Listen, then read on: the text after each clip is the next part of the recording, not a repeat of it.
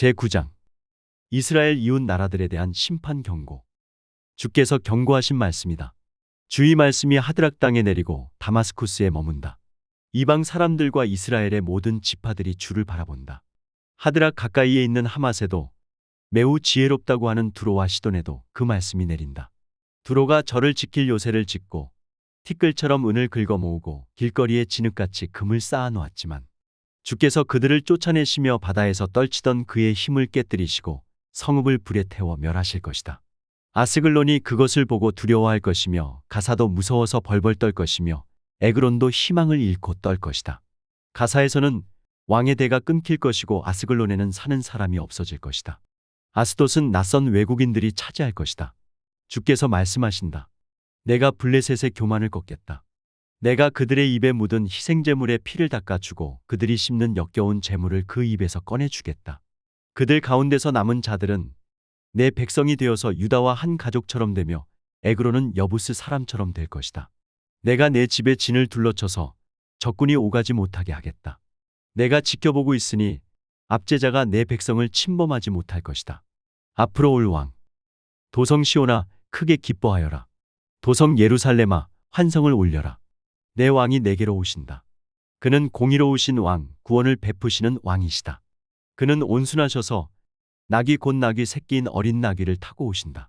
내가 에브라임에서 병거를 없애고 예루살렘에서 군마를 없애며 전쟁할 때에 쓰는 활도 꺾으려 한다.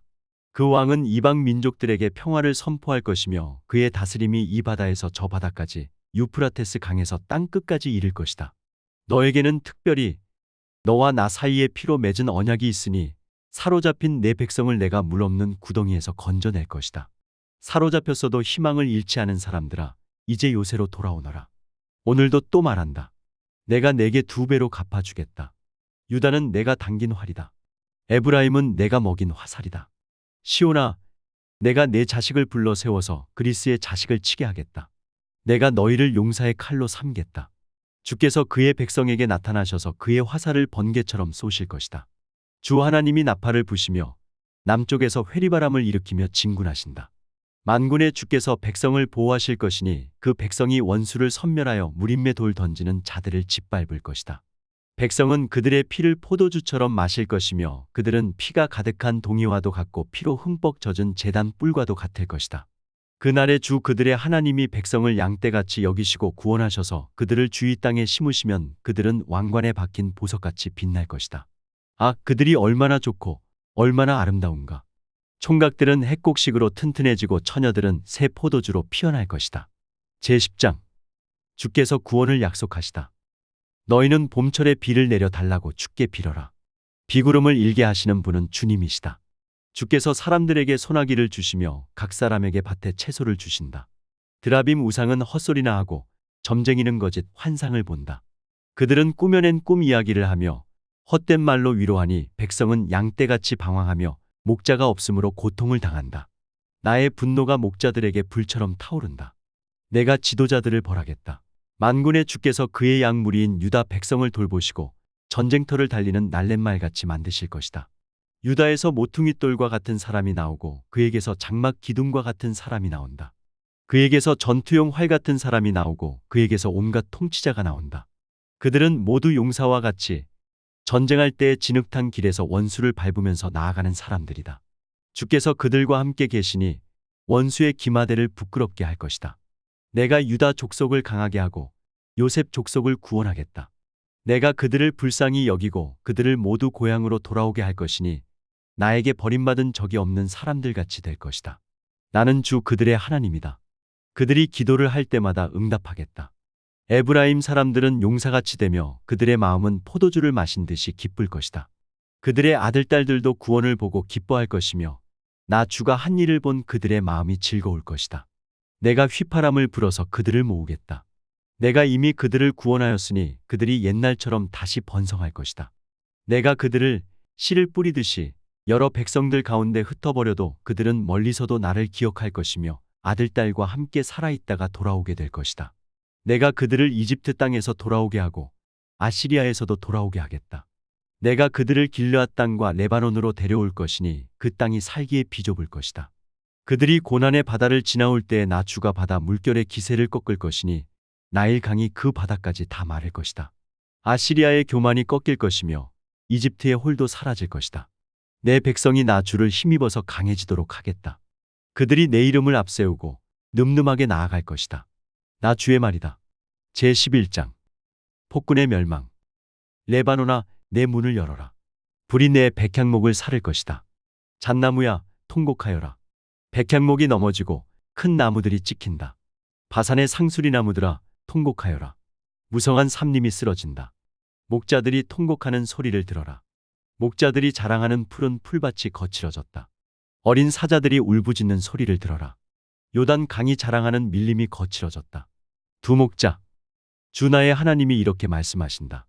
너는 잡혀 죽을 양떼를 먹여라. 사람들이 그것들을 사다가 잡아도 벌을 받지 않을 것이다. 그것들을 팔아 넘긴 자도 주를 찬양하세. 내가 부자가 되었네 하고 좋아할 것이다. 그것들을 먹이는 목자들마저도 그것들을 불쌍히 여기지 않을 것이다. 내가 다시는 이 땅에 사는 사람들을 불쌍히 여기지 않겠다. 나 주의 말이다. 내가 이 사람들을 이웃 나라와 그 이웃 왕에게 넘겨주겠다. 이웃 나라가 그 땅에 사는 사람들을 쳐부셔도 내가 그들을 이웃 나라의 손에서 구출하지 않겠다.